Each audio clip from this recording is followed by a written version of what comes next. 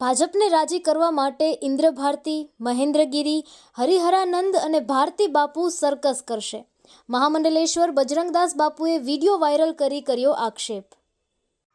अभी मैंने वीडियो वाला को जूनागढ़ में वीडियो भेजा है। गिर सोमनाथ जिला बालकट की बाजू में महामंडलेश्वर बजरंगदास उदासी निर्माण पंचायती बड़ा अखेड़ा के जो 10 नाम सरपंच जूना अखेड़ा है जो जिम्मेदारी लिया है इंद्र भारती, महेंद्र गिरी, हरियाण भारती और हरिगिरी के सोमनाथ ट्रस्ट जो बड़ा उत्सव बना लिया है, मोदी आ रहा तो वहाँ नागा साधु की साय स्नान निकालने के मैंने बात सुना है।